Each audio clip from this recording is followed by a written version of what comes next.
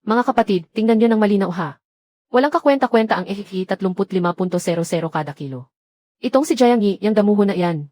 May dala pang 20 malamig na truck para kuhanin ang mga isda. Akala mo ba mapagsasamantalahan niya tong buong Nayong Kingwan? Jiangyi. Nung nakaraang taon, bago dumating ang bagyo, umakyat ang presyo ng lapu-lapu sa SI 50.00. Tapos ngayon, binabanggit mo ang EHI 35.00. Akala mo ba tanga kaming lahat dito sa Nayong Kingwan? Ganid na negosyante. Ang galing mo namang manloko ng kapwa. Umalis ka na sa Nayong Kingwan. Paparating na ang bagyo. Kapag sinarado ang daungan, mapupuno na ang lahat ng cold storage. Wala ng truck. Walang bibili ng isda kahit ibigay ng libre. Ang kontratang ito, hindi ako humihiling na kayo ay yumaman. Binibigyan ko kayo ng huling pagkakataon para makalusot. Hahaha, narinig mo ba yon? Tinatakot pa niya tayo. Jiangyi, ikaw ba ang chief meteorologist? O ikaw ang boss ng daungan? Haha. Pagkalipas ng 3 araw, pupunta kayo sa akin na may dalang lapu-lapu at magmamakaawa. Sa panahong yon, kahit mag-alok pa kayo ng salapi, hindi ko pa rin bibilhin kahit 1 kilo. Boss, nagbago na ang direksyon ng bagyo. Pagkalipas ng 72 oras, maaaring direktang tumama ito sa Shanghai Bay. Kung sasarado ang daungan, wala na tayong magagawa sa mga paninda natin. Ipabatid sa truck team. Ihanda ang lahat ng 20 malamig na truck. Saan tayo pupunta? Nayong Kingwan. Ang lapu-lapu ay nangangailangan ng patuloy na oxygenation ng tubig dagat. Kailangan ng pare-parehong temperatura para mabuhay. Ang pagkolekta ng isda sa mga fish cage ngayon ay may malaking panganib ng pagkalugi. Masyado itong magastos. 3 taon na ang nakalipas pagkatapos ng bagyo ang daungan. Ay may tumpok-tumpok na isda. 3 taon na rin akong nalugi dahil sa paghihintay sa presyo. Sa gitna ng bagyo, ang pinakamahalaga, hindi ang lapu-lapu kundi ang oras.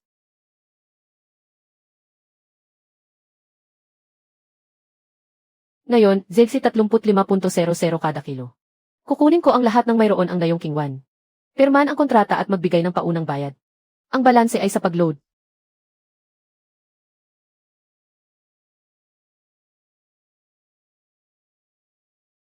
Jiangyi, totoo ba ang sinasabi mong paparating ang bagyo? Naglabas na ng red alert. Sa oras na isara ang daungan, mapuputol ang cold chain. Ang baha na dulot ng bagyo ay papasok sa mga fish farm. At madali itong makakaapekto sa isda na maaaring magdulot ng pagkalugi. Mamatay lang ito sa mga fish cage. Ang EHC 35.00 ay ang presyong pangproteksyon. Ako ang sasalo sa panganib. Ang EHC 35.00 panggastos. Nung nakaraang taon bago dumating ang bagyo, tumodo sa sige 50.00 ang presyo ng lapu-lapu. Bakit sige 35.00 lang ngayon? Magkaiba ang lakas ng bagyo ngayon. Maaaring isara ang daungan anumang oras. Huwag mong gamitin ang bagyo para takutin kami. Nagmamadali ka ngayong kumuha ng paninda. Ibig sabihin ay kulang ka. Dahil kulang siya, hindi natin dapat ibenta ng mura. Tama. Bukas Z4.00 sa makalawa Z5.00. Sino mang pumirma ng SFE 35.00 ngayon? Ay isang tanga.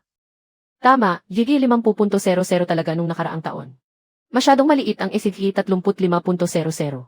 Tiethe. Jiangyi, huwag masyadong sakin. Zumanchao, huwag kang maging sakin. Director. Natatakot ka ba na ibebenta mo? Hindi ko na ibebenta. Jiang. Pinagkakatiwalaan ka ni Lolo. Ang aking paninda. 35 piso, 35 piso. Lolo Jen, bukas, baka mawalan ka ng 10,000. Huwag kang umiyak. Mga kapatid, nakita niyo ba? 20 truck ang darating. Hindi nga mapuno ang 2 truck. Hahaha. Kukunin pa rin ba ito ni Jiangyi? Hahaha. Hindi ibebenta ang Nayong Kingwan. Pupunta ako sa Nayong Shaway. Nayong Shaway. Kahit sa ganoong lugar may kukuha ng mga isda. Para sa mahirap na baryo, mas mura ang presyo. Hahaha.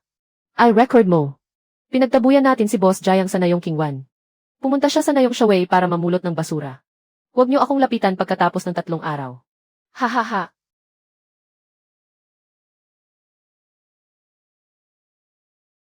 Boss, masyado na silang sumusobra. Talaga bang pupunta ka sa Nayong Shaway?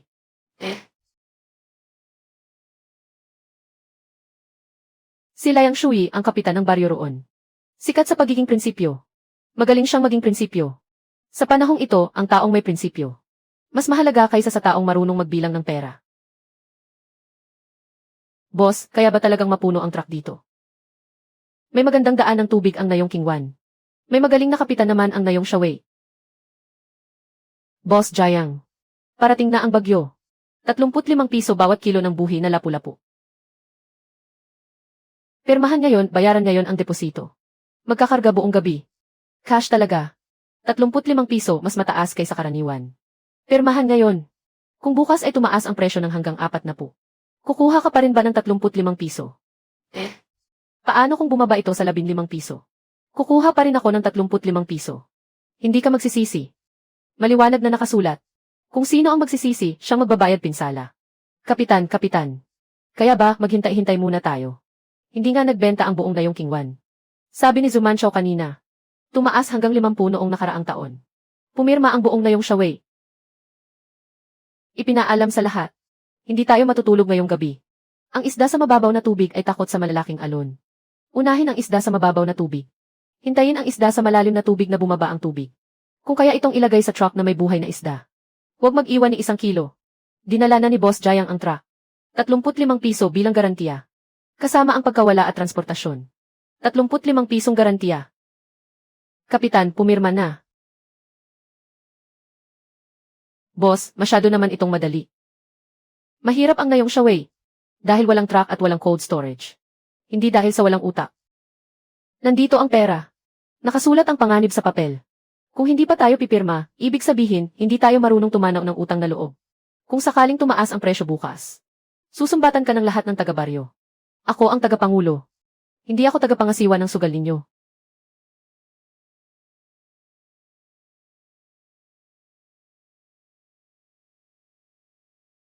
Ilista ayon sa bilang ng bahay. Lagdaan at huwag magulo. Bilisan ninyo, paparating na ang bagyo. Huwag manghinayang sa maliit na bagay. Basta may benta, pera na yan. Kung maputol ang tali, palitan agad, huwag huminto. Mga kasama, abangan ninyo. Bukas ay 40, sa makalawa ay 50. Pagpupugay kay Zumanchow. Nalinlang natin ang abusadong amo. CJ. Ha. Zumanchow, mas malapit na ang landas ng bagyo. Ano, maglalabas ba tayo ng bahagi ng huli? Habang lumalakas ang bagyo, tumataas ang presyo. Kung hindi nyo alam, huwag kayong makigulo. Nagmamadali na si Boss Jayang. Ibig sabihin, kinukulang siya ng supply. Hindi tayo dapat magmadali. Ha. Boss, tumaas na. Ha, mga kapatid, nakita ninyo ba? 40 piso. Kahapon si Jayang 35 lang ang gustong ibayad sa mga lapu-lapu natin. Agad ko siyang tinanggihan noon. Ang mga hangal sa Nayong Shaway. Siguradong umiiyak na sila ngayon. Boss, sobra na ang pang-aapi nila. Ilan na ang naipon ng Nayong Shaway? 15 truck sa malalim na bahagi ang hindi pa tapos ikarga. Mukhang mas marami ang huli kaysa sa inaasahan natin. Hindi na sapat ang mga natitirang truck. Pumunta kayo sa Nayong Shaway. 40 na ngayong araw, Hindi ba lugi tayo ng 5? Ituloy ang pagkarga. Nung nilagdaan natin ang kontrata kahapon, naitanong ko na ng malinaw. Kahit tumaas man sa 40, 35 pa rin ang presyo. Kahit bumaba sa 15, 35 pa rin ang presyo. Kung nagbago ang isip ninyo ngayon, maaari na kayong pumunta. Hintayin ninyo ang bagyo. Sirain ninyo ang lahat ng mga lambat sa tabing dagat. Kayo na mismo ang sumisid ng pera sa ilalim ng dagat. Mahirap ang Nayong Shaway. Pero hindi sila pwedeng bumali sa usapan. Ipagpatuloy ang pagkarga. Hindi ba't 72 oras pa ang natitira? Boss Chen, nakatanggap na ng abiso. Bukas ng alas 8 ng gabi, ipapasara na ang pantalan. Lahat ng cold chain truck ay dapat pumasok ng maaga. 1 minuto lang ang pagkaantala, lockout na ang sistema. Lixiao. As contact ang lahat ng dispatcher sa buong probinsya. Boss, kailangang maghanap ng dagdag na truck. Doblehin ang bayad sa transportasyon. Sige, gawin nyo. Pero kung ganito, mawawala na tayo ng kita sa transaksyong ito. Kahit walang kita, basta makapagtrabaho tayo. Kapag nawala ang reputasyon, mawawala ang lahat. Narinig ninyo ba lahat? Isasara ang pantalan bukas ng alas 8 ng gabi. Buong ngayon, sa pampang na kayo. Ngayong araw, sino ang magtatamad-tamaran? Bukas, isda ng pamilya nyo ang mamatay sa dagat. Ang 40 ay panimula lamang. Bukas, 50. Zumanchow, mas maaga na ang bagyo. Mas maaga, mas maganda. Habang kumukonti ang supply, lalong tumataas ang presyo. Ngayong gabi, maghahanda tayo ng piging para ipagdiwang ang 40 piso. Boss, puno na ang 20 cold chain truck ng mga buhay na lapu-lapu. Ang 10 truck na hiniram natin ay paparating na rin. Bilisan ang pagtimbang at pagkarga sa mga truck. Mga matatanda at bata, umurong kayo sa likod. Huwag bibitawan ang tali. Nakarating na. Ihanda lahat ng mga sasakyan. I-load na at bumalik agad sa planta, huwag nang maghintay. 300 tonelada ng sariwang lapu-lapu. Kahit 1 kilo, dapat walang kulang. Ibabayad ang balanse pagdating sa planta. Ikarga na ang mga isda. Mga kapatid, kahapon ay 4 na pulang. Ngayon, dapat ay 50. Hahaha. Si Jiang Yi ay nagpunta sa Nayong Shaway para mamakyaw. Tayong mga taga Nayong Kingwan, maghintay lang tayo at yumaman. Hoy Lolo Jen, naibenta ng 35, di ba? Hindi ka ba magsisisi? Hindi ako magsisisi. Hahaha. Pagdating ng oras na bilangin na namin ang pera bukas. Huwag kang magtatatago sa bahay para umiyak. Hahaha. Mga kapatid, nandito na tayo sa harap ng planta ni Jiang Yi. Balita ko'y namakyaw siya sa Nayong Shaway kagabi. Tignan natin ngayon. Kung walang laman ang mga truck niyang babalik. Jiang Yi. Sa bulok na lugar na iyon sa Nayong Shaway. Ilang truck ang kaya mong mapuno? Baka hindi man lang umabot ng 20 truck.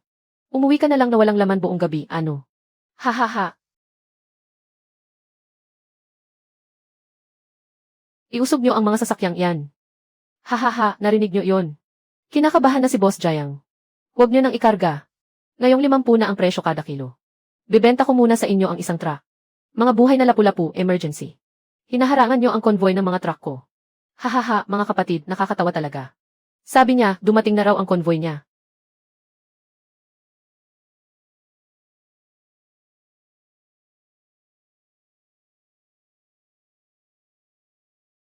Paano mangyayari yon?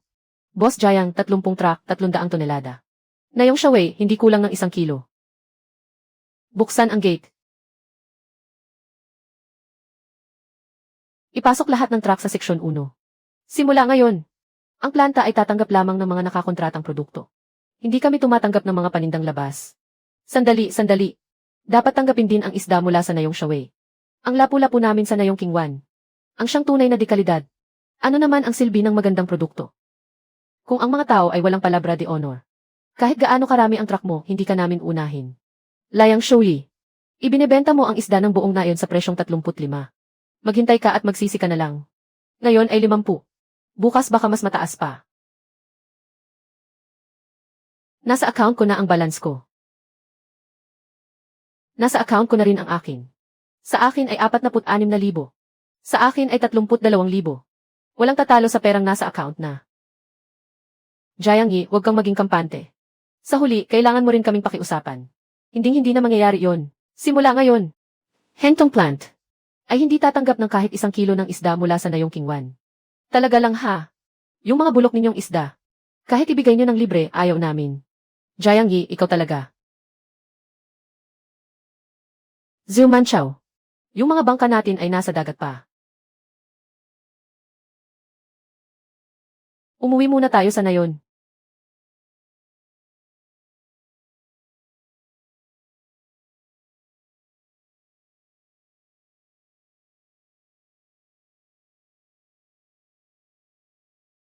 Boss, ang pantalan ay isasara bukas ng alas 8 ng gabi. Sa bilis natin ngayon, saktong-sakto tayo sa oras. Ipagpatuloy ang linya ng produksyon numero 1. Magdagdag ng tao sa linya numero 2. Ihanda ang lahat ng ulat sa pagsusuri ng kalidad. ISGN ko ang pag-upload. Sistema ng customs. Boss, napakalakas ng ulan sa labas. Baha na sa mga kalsada. Ihanda ang mga sasakyan para sa pagbiyahe. Masusunod. Bilisan ang kilos. Kailangang masulit ang bawat sandali. Hoy. Zhu Manchao. Hindi ko makontak si Boss Jiang. Seth Wang. May 200 tonelada ako rito. Mga top quality na lapu-lapu. Ibebenta ko sa iyo ng 50. Nabaliw ka ba? Isasara na ang pantalan at puno na ang cold storage. Wala na ring mga truck. 50, wag na lang. Kahit ibigay mo ng libre, wala na akong mapaglagyan. Kahit 40, ayos na. Bingi ka ba o sadyang hindi nakakaintindi? Hindi na ito usapin ng presyo. Wala na akong sasakyan, warehouse o kahit container. Zhu Manchao. Di ba sabi mo? Pipila sila para lumuhod sa atin. Hindi na tumatanggap si Boss Jiang. Mayroon pa namang wholesale market. Ikarga na sa truck at ibiyahe sa syudad. Boss, tapos na ang huling batch ng inspeksyon. 50 minuto na lang bago ang lockdown. Ituloy ang biyahe.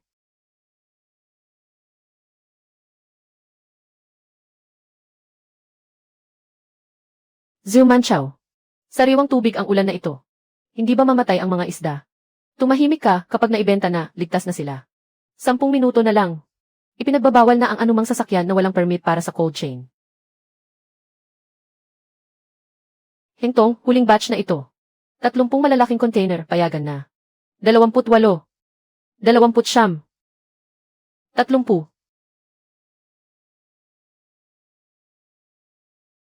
Boss Chen. Kayo ang huling batch bago ang lockdown. Ang order para sa North America ay nakapasok na. Umabot tayo sa oras.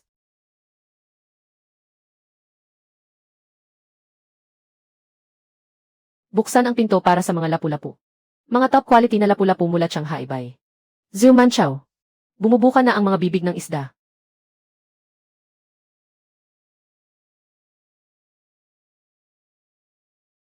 Zumanchow, ano nang gagawin natin? Hintayin nating sumikat ang araw. Pag sikat ng araw, patay na silang lahat. Sabi ko maghintay, di maghintay. Zumanchow. Sayang na ang batch na ito. Mali ang amoy nito, di. Ayos pa ito kahapon. Bakit ganito na lang ito sa loob ng isang gabi? Manahimik ka, ilang truck lang naman ito. Produkto ito ng mahigit 10 pamilya. Sinabi ko na nga ba? Ang tunay na huli ay nasa dagat pa.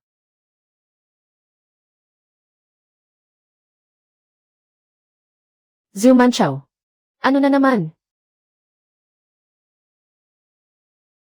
Tumataas na ang presyo. 50 piso kada kati ang lapu-lapu mula Shanghai by. Wow!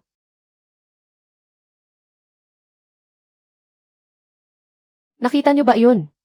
Ano nga bang sinabi ko? Hahaha, sayang lang ang namatay. Ang mga kulungan sa dagat ng ating nayon. Hindi pa nahahakot lahat. Kakatapos lang ng bagyo. Humalo ang tubig tabang sa dagat. Sarado pa ang mga daan. 50 piso na nga, makikipagtalo ka pa sa daan. Bumalik kayo sa nayon at hakutin lahat ng laman ng dagat. Sino man ang mabagal kumilos ngayon? Siya ang mawawalan ng kita. Sa nayong Kingwan. Nasa dagat pa. Hindi pwedeng basta itapon ang 50 piso. Hindi pwedeng itapon.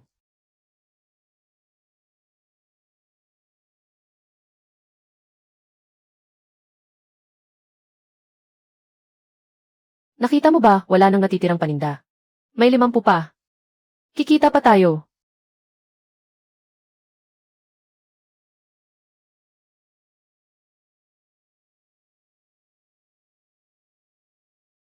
Mga kapatid, wala na yung 50. Gusto ni Jiangyi ng 35. Nalantad kami. Ngayon, sa Nayong Kingwan, baligtad na ang sitwasyon. CJ. Panalo ang 50 sa Nayong Kingwan. Sa Nayong Shaway, 35 ang benta. Lugi tayo ng malaki. Zumanchow, huwag ka nang pumalag. Ilang oras nang nasa lambat ang isda. Sobrang tirik ng araw. Kapag hindi na ilagay sa malamig na imbakan, hindi pwede. Alam mo ba ang sinasabi mo? Ngayon, kapos ang paninda sa buong lalawigan. Darating mismo ang mga boss para sunduin yan. Kailangan munang palamigin at linisin. Kahapon, ibinabad pa sa tubig alat. Ngayon naman, tirik na tirik ulit sa araw. Paano kung bumagsak sa pagsusuri?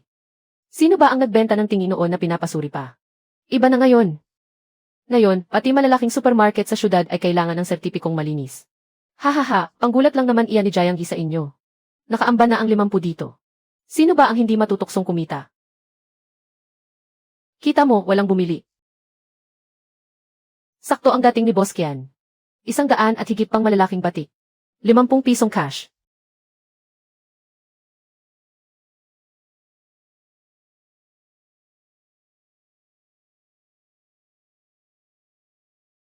Ang galing mong magbenta ng 50 sa ganitong pakulo. Ang nasa itaas na lalagyan ay kulang sa oksiheno at namamatay na. May buhay pa sa ilalim. Heh! Sa bagyo, ibinabad pa sa maraming tubig alat. Tapos matinding init pa ang araw. Walang pre-cooling. Walang paglilinis. Siguradong lalagpas sa standard ang batch na ito dahil sa mikrobyo. Ang presyo sa merkado ay malinaw na 50. Ang 50 ay dekalidad na paninda. Hindi basura. Kung ganoon, piliin mo na yung 40. Kahit ibigay ng libre, ayaw ko. Ang paninda ninyo na ikarga na. Kailangang busihin ang bodega ko. 3. Pwede na ang 25. Hindi na maayos bago maghapon. Ang mga ito, basura na lang ang patutunguhan. Manchow. Ano na ngayon ang gagawin? Hanapin si Jiang Yi. Noon pang kahapon niya sinabi na hindi na siya bibili ng tingi mula sa Nayong Kingwan. Negosyante siya. Ang presyong 50. Kung 35 ang ibigay sa kanya, hindi ba siya matutukso? Pero ang mga panindang ito, tanggalin mo ang mga bulok. Nagbukas si Jiang Yi ng pinto. 35 pisong paninda para sa inyo. Hintong tumatanggap lang ng panindang pasado sa kontrata. Sa labas, 50 na ang presyo. Sa akin, 35 ko ibibigay sa inyo. Ikaw ang kikita sa ikot ng benta. Ang 50 ay dekalidad na paninda. Ang batch na ito ninyo ay high risk na tingi. Konti na lang ang arte mo at halatang gusto mong gumanti. Zhu Manchow. Noong unang araw, dinala ko ang kontrata at cash. Papunta sa Nayong Kingwan. Kayo ang tumanggi. Ngayon, ang paninda ninyo ay wala pang pre-cooling. Hindi linisado. Hindi na check. Aking pabrika. Hindi ako magsasapalaran para sa sirang produkto mo. Hindi pwede ang 35 piso. 25 piso. Kahit 1 kilo, ayokong tanggapin. Ibaliktad ninyo ang truck. Bakit ibabalik pa? Ibagsak ninyong lahat sa harap ng pinto nila. Tingnan ko nga kung paano pa nila bubuhayin ang negosyo nila ngayon. Hindi ba masama ito? Ang bahong ito ng isda, grabe na. Dinala sa mismong harap ng pabrika ng iba, gulo ang aabutin yan. Kung hindi pa maibabagsak, sa inyo rin babagsak ang kalokohan na iyan. Kayo ang pumili. Boss, tatawag ba tayo ng mga gwardya? Pangbayang pangkapaligiran na pulis ang tatawagin ba? Sa labasan ng hengtong at sa pasukan ng pabrika. May naghahanda ng iligal na pagtatapon. Sirang produkto ng pangisdaan. May video ng plaka at may live na monitoring sa lugar. Lugar ito ng paggawaan para sa pagkain na pang-export. Kapag nadumihan ang production environment, sabay akong magre-report sa pulis. At ipapahawak ayon sa parusa sa paglabag sa produksyon at operasyon. Agad tayong pumunta. Jiang Yi, kailangan mo bang maging sobrang tigas? Ikaw ang unang naghanda. Naghagis ng sirang isda sa harap ng pinto namin. Ilegal na pagtatapon ng basurang mapanganib at sirang produktong pangisdaan. Mabibigyan ng multa na 5,000 pataas. Kontaminadong lugar ng paggawaan ng pagkain. Ihihinto muna ang produksyon at hiwalay na susukatin ang pinsala. Ilang tonelada ba ang mga truck na ito? 10 tonelada man lang. 50 tonelada, aabot sa 250,000.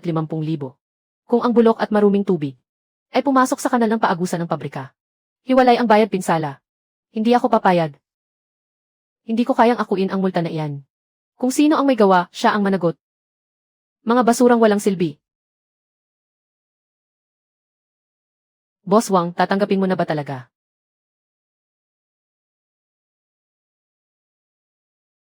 Pwede raw gawing pakain para sa murang isdang panturo. Magkano? 2 piso kada kilo. Mula 35 piso, ibinaba sa 2 piso. 2 piso rin pwede na. Manchow. Mas mabuti pa rin ito kaysa mapunta sa maling kamay. Bilisan na.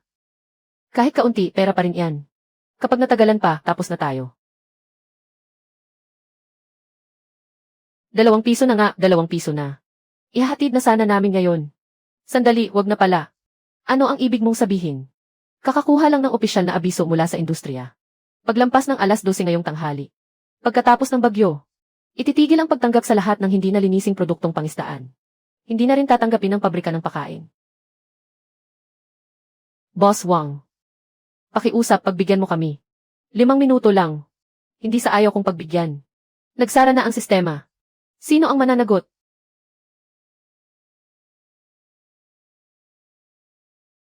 ₱2. Wala nang gustong kumuha. Hindi sa wala nang gusto. Kayo ang nagpalampas sa lahat ng oras. Si Jiang Yi ang pakana nito. Sigurado, siya nga. Para lang hindi matanggap ang paninda natin. Zhu Manchow. Umalis na sa pantalan ang barkong pang-export. Nagsara na ang sistema ng customs para sa order. Bureau of Market Supervision. Kakakita lang ng abiso matapos ang bagyo tungkol sa pag-iwas sa epidemya. Mga produktong dagat na hindi pa nasuri at nalinis. Bawal pumasok sa merkado. Di kami na ang mga ito. Ano ang gagawin sa produkto? Ngayon, iisa na lang ang daan. Pabrika ng ligtas na pagproseso. Pasilidad ng pagproseso. Sarili naming produkto. Pupunta pa ba sa basurahan? Mahigit 100 tonelada ng bulok na produktong dagat. Kunin lahat at ilabas. Puksain ang lahat sa proseso. Idagdag na at aabot pa sa hindi bababa sa 300,000. Kung kayo mismo ang magtapon sa dagat, mas lalaki lang ang multa. 300,000. Hindi pa naibenta ang produkto ko. Tapos babayad pa ako ng dagdag. Manchow, hindi ka pwedeng umalis. Ikaw ang nagpatagal sa amin ng 50. Ikaw ang nagsabi na pupila si boss para mamalimos. Ikaw ang nagpasabi na huwag na naming pirmahan ang kontrata sa Jiangyu. Ano mang sabihin ko, iyon din ang pinaniniwalaan ninyo. Nasa harap na ninyo ang pera. Kayo mismo ang ayaw pumirma. Manchow, paano mo nasasabi ang ganyan? Ano bang mali ang sinabi ko? Hindi ba gusto ninyong kumita pa ng mas malaki? Ngayon, talo tayo. Ako pa ang sinisisi ninyo. Kayo naman. Napakarami ng produkto ninyo. Ni isang hakbang na plano, wala kayong itinira.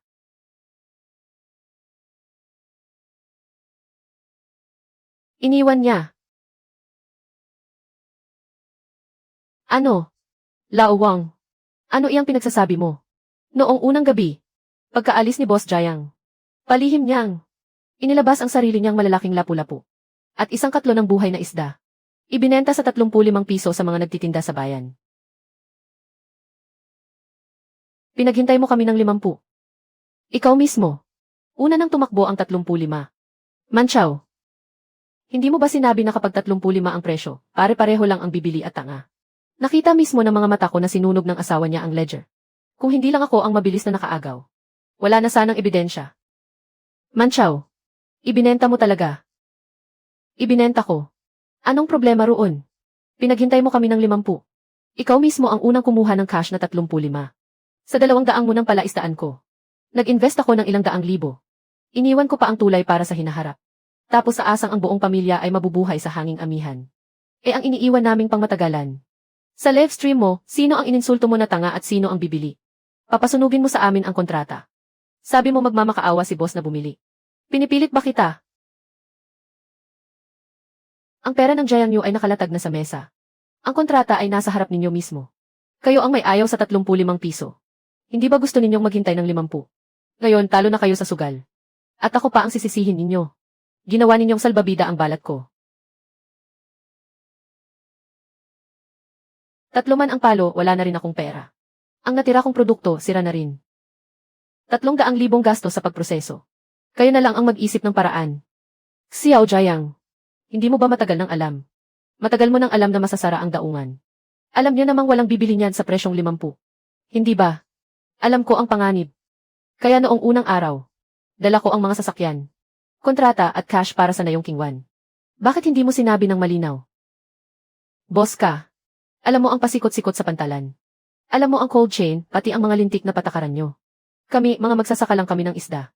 Ano bang alam namin? Mga kababayan, hindi nyo pwedeng gawin ito. Sa negosyo, dapat laging may paninindigan. Dapat may respeto sa kontrata. Boss Jiang, bilang isang malaking kumpanya, tulungan nyo na kaming lahat dito. Tama. Kahit bawasan nyo na lang ng kaunti. Kahit mura lang. Tignan nyo. Tignan nyo ng mabuti, mga kapatid. 35 lang kada kilo. Ang sakim na Boss Jiang na ito. Gusto tayong gawing gatasan sa buong baryo. Kung sino ang magbenta ng 35 ngayon, siya ang tunay na tanga. Umalis kayo sa Nayong Kingwan. Kasalanan ko bang hindi ako naging malinaw? Noong unang araw, nagbabala ba ako o hindi? Sinabi ko bang paparating ang bagyo? Na posibleng isara ang pantalan. Sinabi ko, di ba? Dinala ko ba ang 20 cold chain trucks? Dinala ko. Dinala ko ba ang 3 milyong cash? Dinala ko. Nakasaad ba sa kontrata? Nasagot ko ang panganib sa pagtaas at pagbaba ng presyo. Nagbabala ba ako? Na mabubulok ang mga huli nyo sa pampang. Nagbabala ako. Nagbigay ako ng daan. Naglabas ako ng pera. Nagbigay din ako ng kontrata. Kayo ang nagsabing mababa ang 35. Kayo ang naniwalang mabibenta nyo yan ng 50. Kayo rin ang gumawa nito. Sinunog nyo ang sarili nyong tulay. Tapos na. Jiang Yi. Kami ang nagkamali. Hindi lang yan pagkakamali. Natalo lang kayo. Kung nabenta nyo talaga yan sa presyong 50 ngayon, siguro nagpipista na kayo sa baryo. At patuloy nyo pa rin akong tatawaging sakim na negosyante. Nagsisisi kayo ngayon. Hindi dahil mahalaga ang integridad, kundi dahil ang kaparusahan sa pagiging tuso. ay bumagsak na mismo sa ulo nyo. Dalhin nyo ang mga basura nyo sa planta. Huwag nyo nang harangan ang pinto ko. 137 toneladang bulok na lapu-lapu. Disinfect. Proseso. Umabot na sa 326,000 lahat. Higit 300,000. Pwede niyong huwag iproseso. Pero kung itatapon nyo iyan sa dagat, mas malaki ang multa sa Environmental Agency. Nadumihan nyo ang breeding area.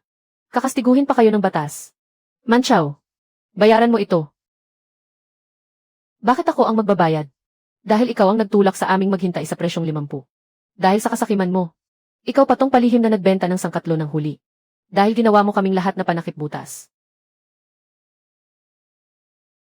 Wala akong pera, nalugi rin ako. Wala kayong pera. Nasaan ang perang nakuha sa halagang 35 sa listahan? Yung 32,600 ngayong araw. Kapag hindi kayo nagbayad, walang makakaalis dito. CJ, ako na ang magbabayad. Maglalabas muna ako ng 100,000. Ang matitira, kayo na ang mag-ayos niyan. 100,000. Dahil sa iyo, milyon-milyon ang nalugi sa aming ngayon. Akala mo ba matatapos na yan sa 100,000? Dahil sa akin. Kung hindi kayo naging gahaman, hindi kayo makikinig sa akin. Kung gusto nyo akong awayin, ituloy nyo. Walang pera. Hindi makapasok ang mga sasakyan. Paghati-hatian nyo na lang ayon sa dami ng huli nyo. Hindi pa nga tapos bayaran yung utang namin. Paano na ang matrikula ng mga bata? Ayon sa kontrata, 35 bawat kilo. Bawas na ang paunang bayad. Ngayon ang huling bayaran. 58,000. Saktong-sakto, Boss Jayang, walang kulang. Kung ano ang nakasulat sa kontrata, yun ang susundin natin. Mabuti na lang at pumirma kami. Kung nakinig lang kami kay Zumanchow noon. Tapos na ang buhay namin. Hindi ito dahil sa swerte. Pinili nyo ang landas na ito. Sarili naming desisyon iyon.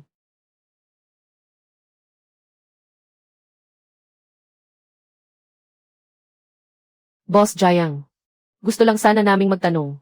Dumating na ang huling bayad. Pwede ka na ba naming ilibre ng pagkain? Kapitan, kakadaan lang ng bagyo. Hindi pa ba kayo magpapahinga? Ano pang ipapahinga? Ang sigla na nating lahat ngayon. Ang tagal nating naghirap sa nayong ito. Ngayon lang tayo naglakas loob na kumita sa gitna ng kalamidad. Yung mga pamilyang ito, huwag na kayong bumalik sa Nayong King 1 para lang hamakin. Kung gusto nyo, sumama kayo sa Nayong Shaway at magtulungan tayo. Huwag muna natin pag-usapan yan. Dahil nasunod ng Nayong Shaway ang oras ng paghahatid. Ibig sabihin ay pinanghahawakan nyo ang inyong salita.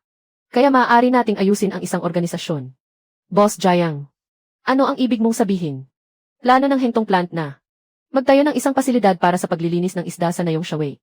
Magtatayo. Dito sa nayon namin. Tama. Kayong 10 pamilya.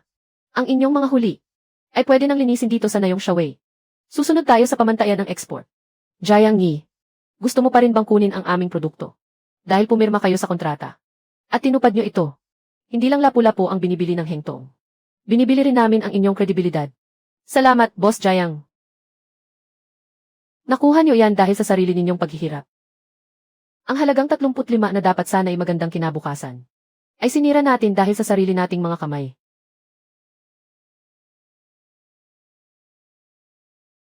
Kapitan, dapat ikaw ang humarap ngayon. Boss Jayang, ikaw ang boss dito. Doon ka pumwesto. Ito ay bunga ng pagsisikap ng Nayong Shaway.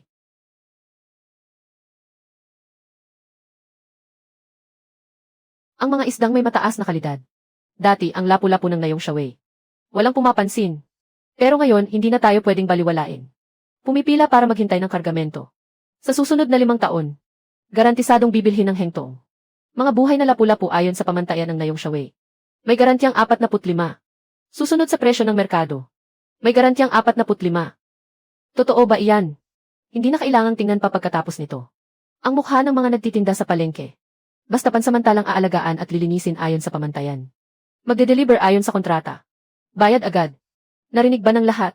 Sino pa ang maglalakas loob na magpabaya? Sino pa ang maglalakas loob na maghalo ng peke?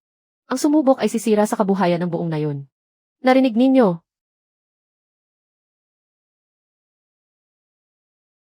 Lolo Jen. Ngayon, papasok din sa pabrika ang kargamento ninyo. Kalahating taon na ang nakalipas. Tinawag pa akong tanga ng mga tao.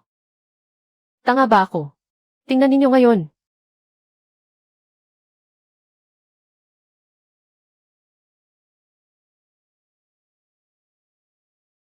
20 piso.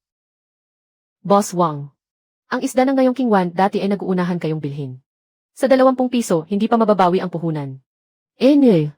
Tapos na ang dati. Ngayon, humihingi ng sertipiko ng paglilinis ang malalaking kliyente. May ganoon ba ang ngayong King Wan ninyo? Ang dala ko ay mga buhay na bagong hango sa dagat. Buhay nga. Sino ang magsasagawa ng pagsusuri? At sino ang mananagot sa bakterya? Bibilhin ko ang mumurahing paninda ninyo. Kailangan pa ba ng lisensya? 25. 25 ang bayad, ayos ba?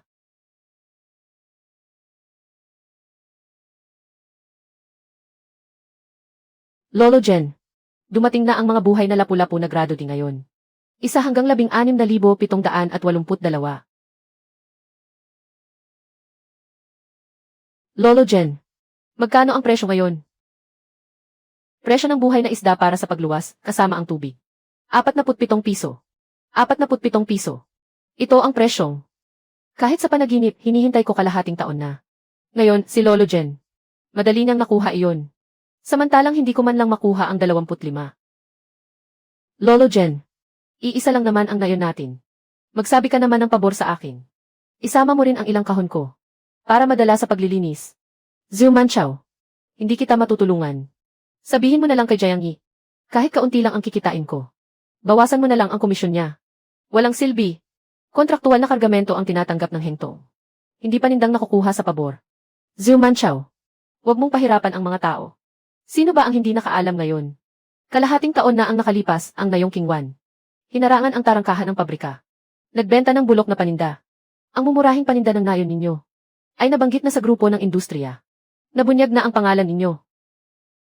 Ang video ninyo noon na nagsusunog ng kontrata. Ang video ng pagharang sa tarangkahan ng pabrika. At ang video ng pagtatapon ng bulok na isda. Lahat ay kumalat na. Sa loob mismo ng industriya ngayon. Ang pagsusuri sa inyo ay mataas ang panganib. Lugar na nawala ng tiwala. Maingat na pakikipagtulungan. Gusto man ninyong magbenta o hindi. Pumunta tayo sa hentong plant. Kahit kailangan kong ipahiya ng husto ang sarili ko. Kailangan pa rin nating magmakaawa kay Jiang Yi. Para bigyan ang ngayong King Wan ng huling pag-asa.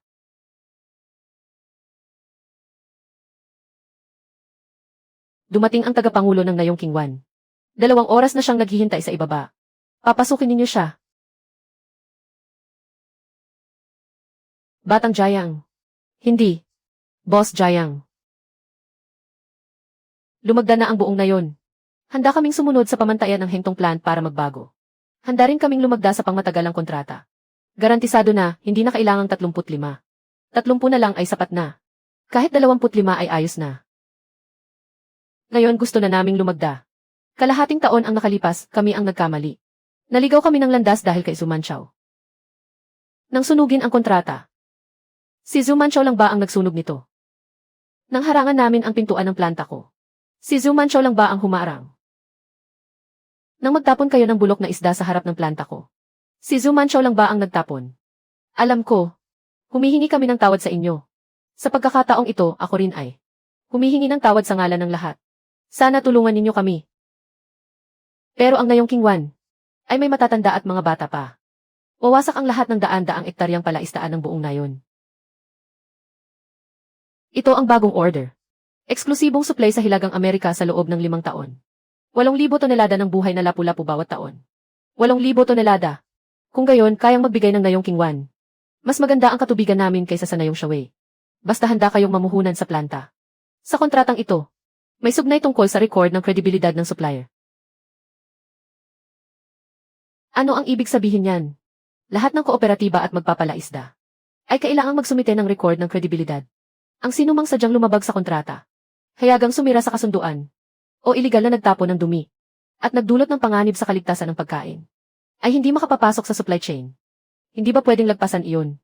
Sa tingin mo ba, ang mga dayuhang mamimili ay magsasapanganib ng mga istante ng supermarket nila para lang sa mumurahing isda ng ngayong King Wan?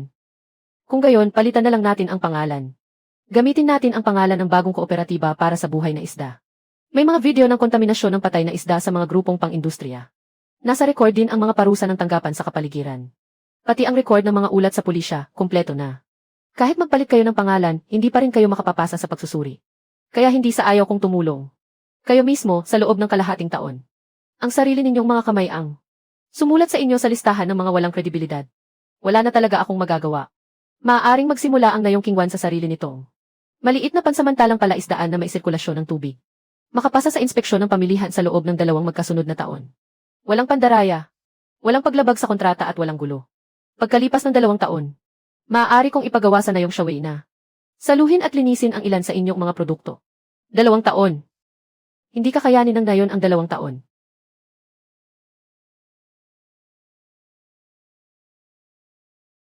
Jiang Yi. Kalahating taon na ang nakalipas. Noong dinala mo ang kontrata pabalik sa Nayon. Kung naging mas matigas lang ako, hindi sana nauwi sa ganito. Ako ang hindi nakapagprotekta sa Nayong Kingwan. Hindi ikaw ang hindi nakapagprotekta. Ang Nayong Kingwan mismo. Ang hindi nakapag-ingat sa sarili nitong kredibilidad.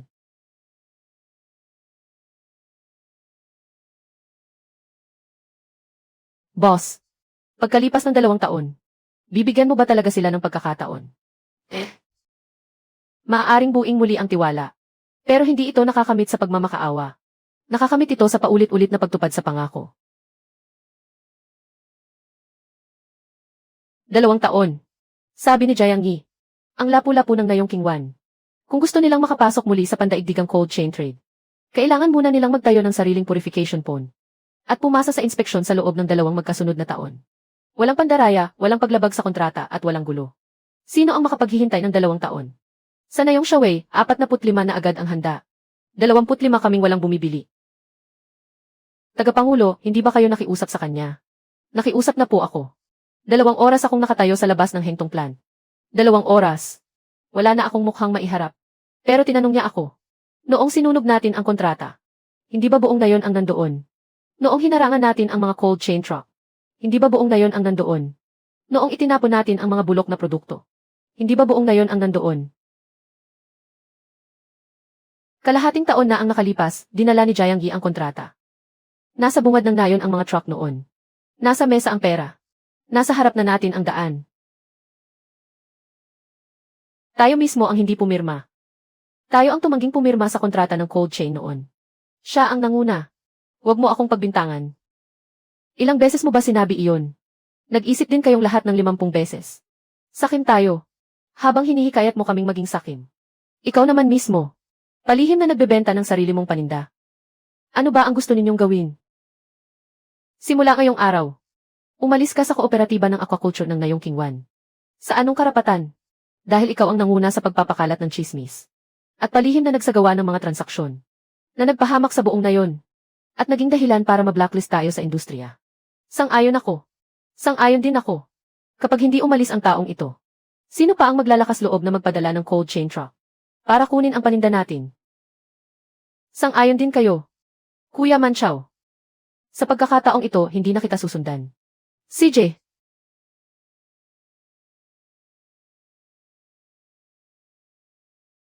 Idikit ng maayos ang label.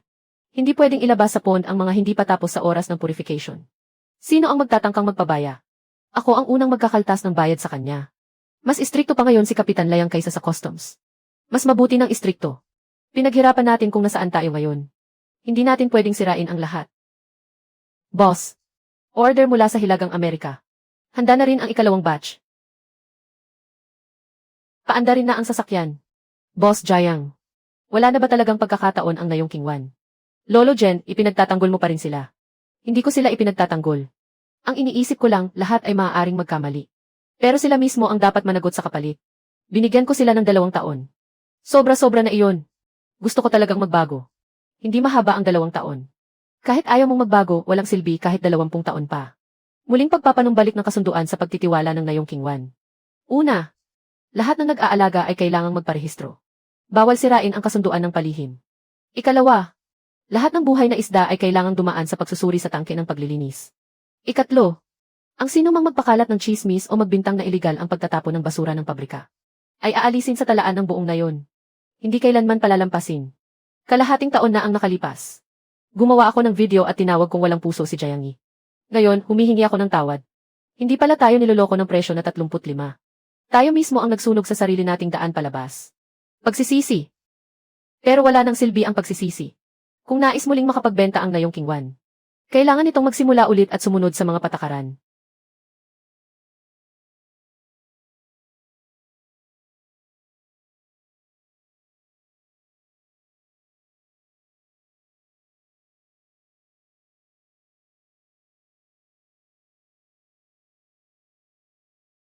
Unang batch, 20 kahon. Maaari na ba itong ibenta? Lumampas sa pamantayan ang survival rate at bacterial count. Pero maaari lamang itong ibenta bilang karaniwang produktong nilinis. Maaari ba itong ibenta sa halagang 45? Hindi nagbebenta si Lolo Jen ng lapu-lapu sa halagang 45. Ang kanya ay lapu-lapu na buhay may grado para sa pag-export ng hengtong. Ang batch ninyo ay ngayon palang nakapasa sa pagsusuri. Maaari na ba itong mapasok sa pangunahing supply chain ng hengtong? Hindi pa maaari sa ngayon. Mahigit 60% lamang ang pumapasa. Hindi pa sapat ang katatagan ng kalidad. Ibig sabihin, malayo pa rin tayo. Ay, kahit malayo pa, mas maayos na kaysa dati. Kahit sa pagkakataong ito. Totoo ang order. Totoo rin ang produkto. Huwag ninyong isipin na babalik agad sa presyong 45. Ayusin muna natin ang susunod na batch. Boss, talagang nagsimula na silang sumunod sa mga patakaran. Ang survival rate ng unang batch ay 62%. Kailangan ba nating sumagot? Patuloy lang na magmasid.